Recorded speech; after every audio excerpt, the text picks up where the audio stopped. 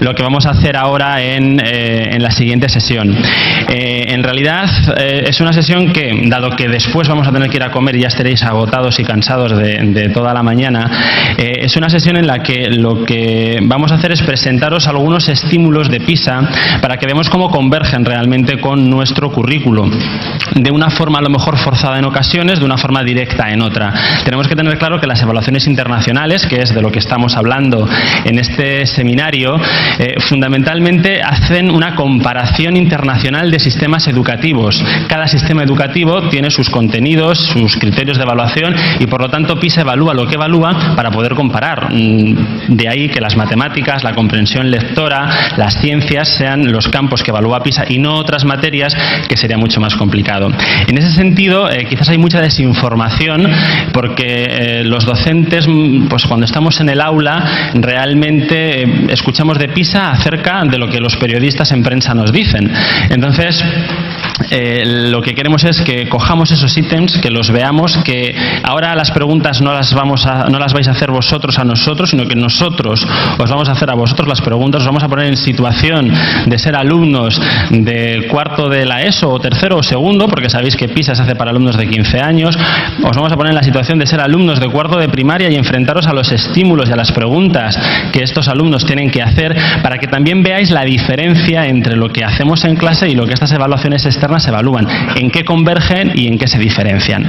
Para eso, tanto yo trabajo en el Instituto Nacional de Evaluación Educativa, como Javier, Carmen, Vicente, Liz y Paloma. Cada uno os va a contar un ítem, cada uno o bien de lengua, de comprensión lectora, o bien de matemáticas, también un poco por darle el dinamismo de que no os durmáis, es decir, hay otra persona, es que hemos cambiado de tema. Y también, sobre todo, para que nos pongáis caras y, bueno, pues luego, a lo largo de esta tarde, de la comida, a lo largo de mañana, nos tengáis identificados y, bueno, si queréis que ampliemos la información, que os contemos más cosas, que entremos en más detalles, pues lo podamos hacer y, bueno, que estamos dispuestos a resolver cualquier duda. Por tanto, las preguntas las hacemos ahora nosotros y en cualquier caso dejamos que nos preguntéis, pero al final de la intervención de todos, que además, como ya vamos con cierta prisa, pues, bueno, pues vamos a intentar además agilizarla. Tenéis en las carpetas que os han facilitado dos CDs, voy a ir muy rápido y os los iba a presentar, pero simplemente os cuento qué es lo que hay en ellos. Son las pruebas liberadas de PISA, organizadas de una forma... A veces, a lo mejor, vosotros como técnicos en matemáticas y como técnicos en lengua diréis, pues esto a lo mejor más que para segundo sería para tercero, o esto a lo mejor me gustaría más para... O estás diciendo que es de este contenido, pero sería mejor en este otro. Bueno, pues vale, perfecto, no hay ningún problema. Simplemente hemos intentado organizarlo de una manera que lo podáis utilizar fácilmente en el aula. ¿Por qué? Pues porque hasta ahora estaban navegando dentro de nuestros informes, las preguntas, los estímulos, las guías de codificación, de las que creo que Guillermo ya os ha hablado algo, pero ahora os vamos a hablar más. Estaba todo entremezclado, no era fotocopiable y yo no podía hacer un examen o una prueba, si queréis, a mis alumnos de aritmética con las cosas de aritmética que vienen en estas pruebas, porque estaba todo embrolonado y lo primero que tengo que hacer es prácticamente editarlo de nuevo para sacarlo. Con lo cual es un poco lo que tenéis en estos CDs y cualquier duda que tengáis al respecto nos la consultáis. Además están estos libros que mañana podréis tener a disposición en vuestras mesas de trabajo cuando estéis trabajando en pequeños grupos y en cualquier caso, bueno, pues toda la información está en nuestra página web. Como además las presentaciones están en Slicer, pues si me permitís voy a ir un poquito más hacia adelante para contaros una cosa que es la que creo que nos va a interesar más. Y es lo siguiente.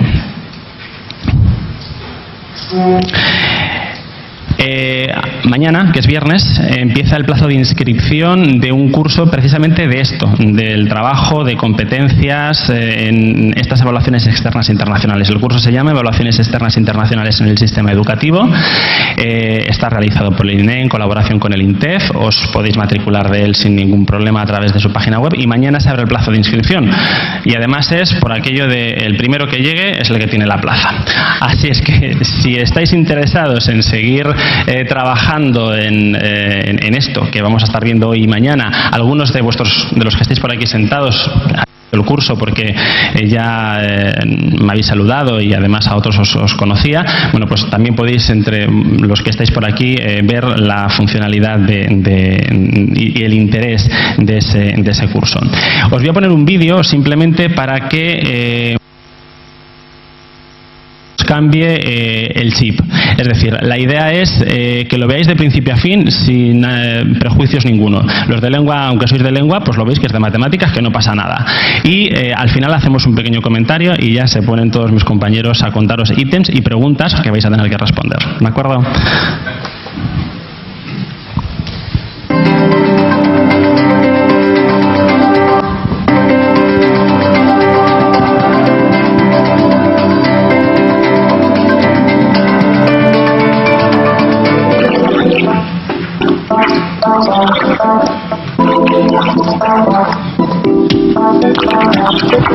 Bien, no está saliendo el audio, así es que lo cuento yo. En realidad tenemos este estímulo de PISA en el que se nos dice que qué figura es la de mayor superficie, nos dan A, B y C. ¿Cuál sería la de mayor superficie? Daros cuenta que el alumno lo que podría contestar fácilmente sería algo parecido a el área de mayor superficie es el círculo, la figura B, dado que las otras figuras que tenéis ahí representadas en rojo y en azul están contenidas en ella, ¿no? Esa sería una solución que nos podría valer. Por otro lado nos dice, describe un método para estimar el área de la figura C. Ahora ya lo que tenemos que hacer es esa figura en forma con una serie de brazos, lo que tenemos que hacer es conseguir describir un método.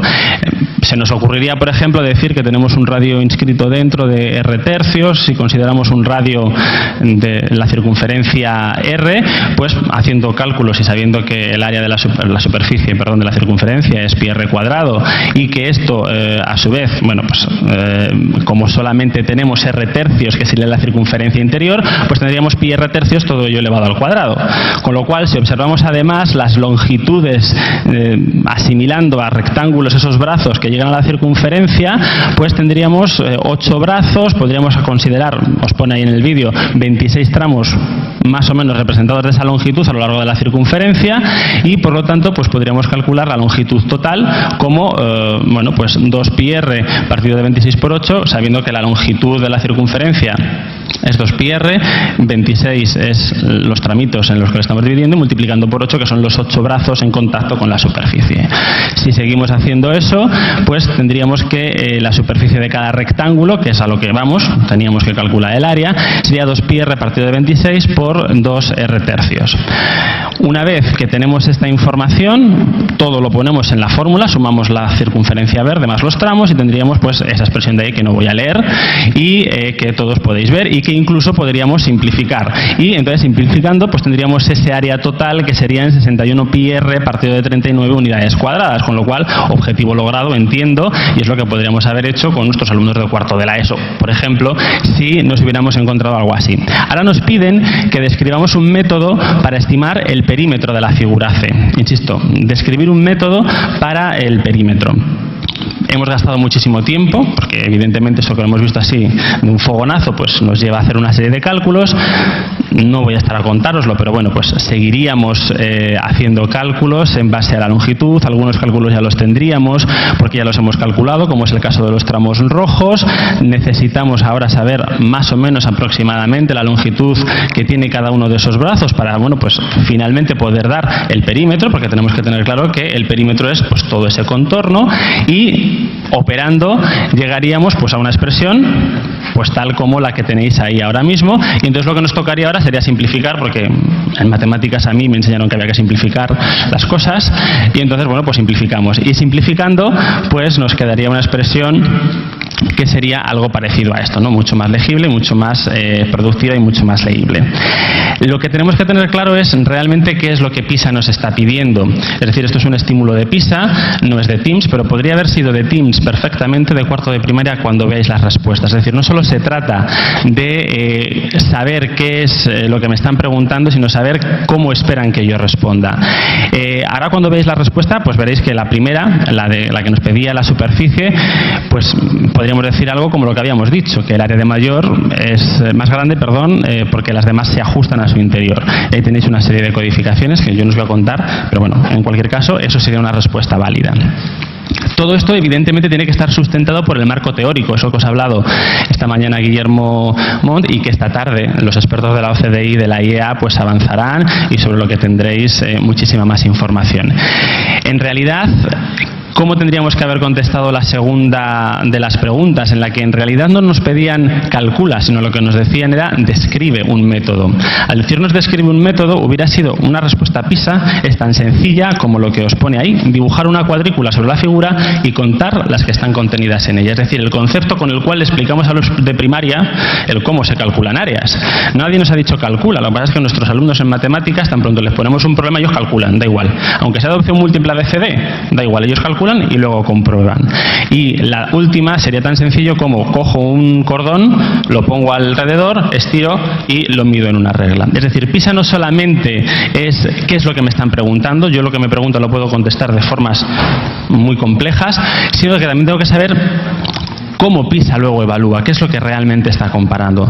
Este estímulo es parte de este curso, es de PISA, y este vídeo forma parte de ese curso, al cual os invito a que os apuntéis a partir de mañana si estáis interesados en estos temas. Y ya le cedo la palabra a Javier pues para que continúe con los estímulos. La idea fundamental es que veáis la diferencia y la cercanía, es decir, es una pregunta que nosotros podríamos haber puesto perfectamente en un aula, pero la forma en la que la corregimos es perfecta también, la que hemos desarrollado con fórmulas, pero también la otra. Y a nuestros alumnos les tenemos que enseñar que esa otra también es válida, al menos en este tipo de exámenes.